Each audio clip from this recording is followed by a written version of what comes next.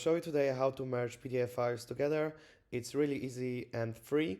Just open your browser, go to the tinywow.com, and on the left bottom side you have PDF tools, then merge PDF also on the left bottom side, and here you can upload your files from PC or just drop them here. So I will upload them.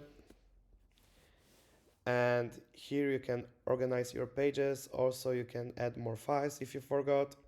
So it's really nice, and just click merge.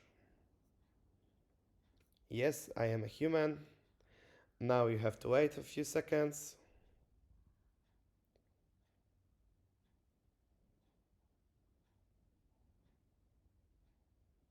And now you can download your file. And as you can see, they are all together. It's really nice because it's not taking any quality. So highly recommend. Bye!